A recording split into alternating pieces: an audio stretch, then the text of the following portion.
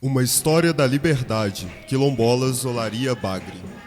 A consolidação da colonial sociedade mineira foi embalada por temores e truculências senhoriais, que, cientes da organização e resistência negra através de comunidades quilombolas, como Palmares no Nordeste brasileiro, denotavam receios de que o mesmo rearranjo social acontecesse nas montanhas e vales de Minas, de acordo com Carlos Magno Guimarães.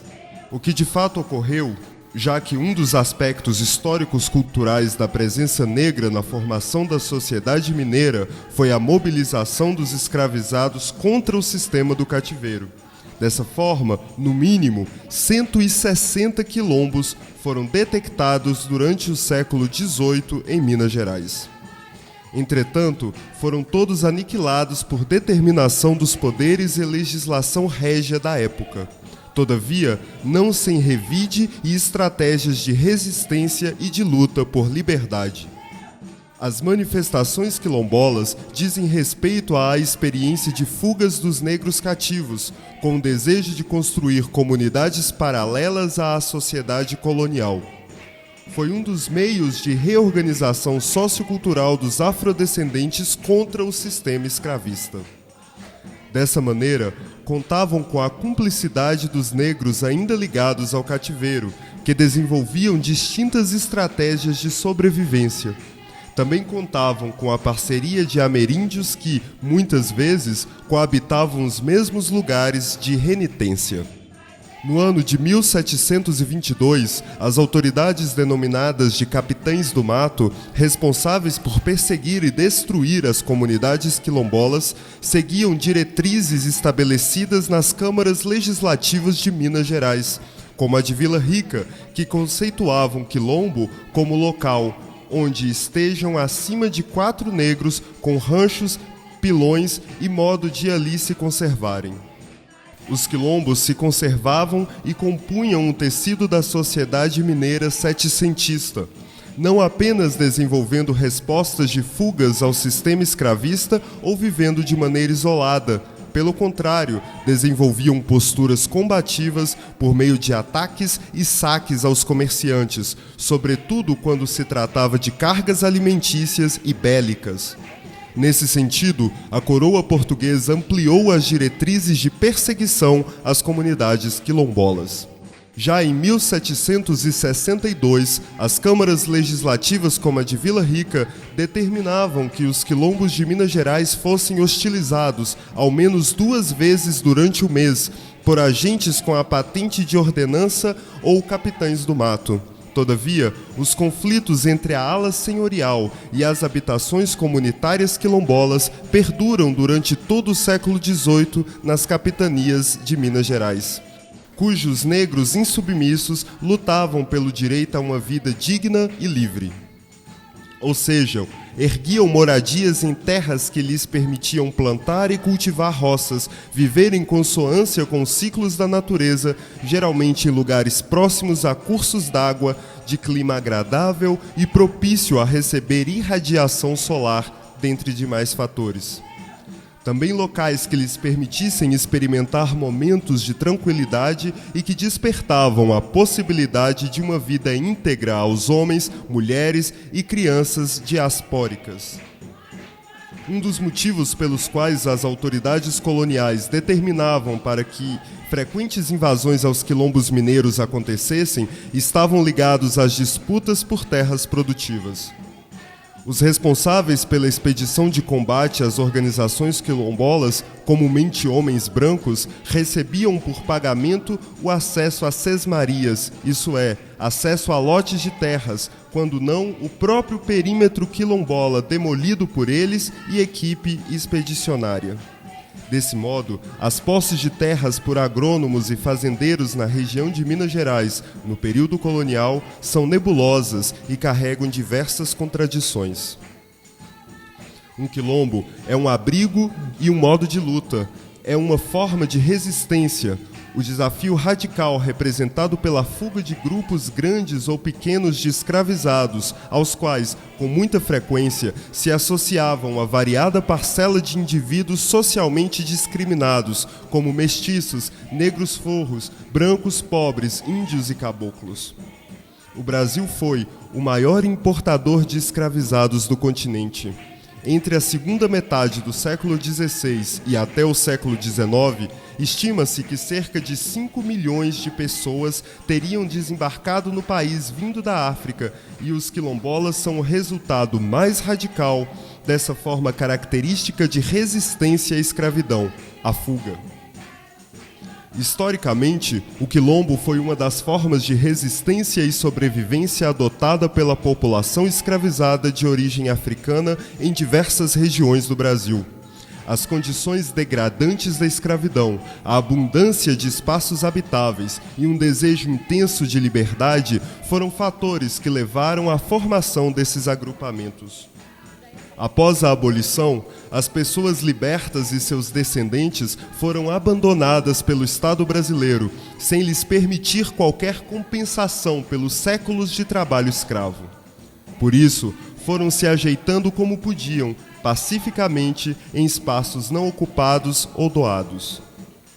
Assim, ao longo de nossa história, foram formadas comunidades predominantemente negras, baseados em grupos familiares com cultura de raiz africana e sistemas produtivos voltados principalmente para a sobrevivência de seus membros. Esses domínios, reconhecidos socialmente pelos habitantes do entorno, receberam e ainda recebem denominações diversas como quilombos, mucambos, comunidades negras, terras de preto, terras de santo e muitas outras.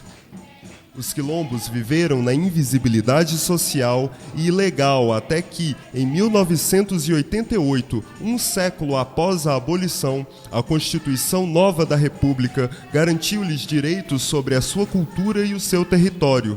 No entanto, a aplicação desses direitos tem sido lenta e irregular. Ao longo de sua história, Minas Gerais é um dos estados brasileiros que mais utilizou a mão de obra na forma da escravidão.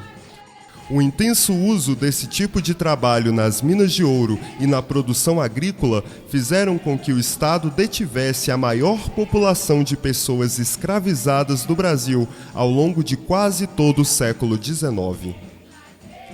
É por esse histórico que, na atualidade, Minas Gerais está entre os estados com o maior número de comunidades quilombolas, ao lado da Bahia e do Maranhão. No entanto, com mais de 1.000 comunidades quilombolas situadas no território mineiro, nenhuma delas recebeu e tem sob o seu domínio o título de propriedade de seu território original, na forma definida pela Constituição da República.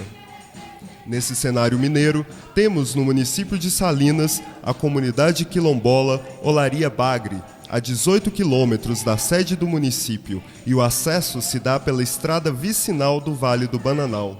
São aproximadamente 100 indivíduos distribuídos em 32 moradias, perfazendo 32 famílias. A infraestrutura é precária, a energia elétrica é fornecida pela CEMIG, mas insuficiente, pois apenas um gerador de energia não atende a todas as necessidades da comunidade. A água é tratada e distribuída pela Copanor, Companhia do Serviço de Saneamento Integrado do Norte e Nordeste de Minas Gerais. É uma empresa pública subsidiária da Copasa. Todas as residências possuem banheiros, mas ainda com forças rudimentares. Não existe, na comunidade, serviço de coleta de lixo e o mesmo é queimado. Não há posto de saúde no quilombo e os moradores são atendidos apenas na sede do município. Foi criada, então, a Associação de Quilombolas de Olaria Bagre, fundada em 21 de fevereiro de 2019. A maioria dos moradores são católicos, tendo alguns poucos evangélicos. Não há registro de religião de matriz africana em prática na comunidade. Ainda assim, eles se expressam com danças e ritmos, inclusive há um grupo de batuque formado por mulheres na comunidade. Também existe um grupo de adolescentes e jovens que vem se aventurando nas artes plásticas, pintando os próprios rostos em telas rudimentares e feitas de madeira. Contam que os primeiros moradores teriam se instalado no local em idos do século XIX. Eram negros livres, alguns vindos de Mirabela, no Vale do São Francisco, em Minas, outros da Bahia, mas todos chegados, fugidos da fome. Uma antiga moradora descreve todo o horror da escravidão, contados a ela por seus antepassados numa tradição oral. O nome bagre vem dos antigos moradores que pescavam no rio Barra da Laje, um peixe de mesmo nome. Daí, todo morador que chegava era chamado de bagre, perpetuando esse apelido de geração a geração até os dias atuais. Preservam objetos antigos de seus ancestrais, geralmente artefatos utilitários usados no cotidiano rural, como candinheiros e lampiões a querosene, fogões e fornos de lenha, pilão de madeira com tampa, casas de farinha, catres com correias de couro, potes, panelas, moringas de cerâmica, bruacas de couro, vasilhas esmaltadas e panelas de ferro, dentre outros.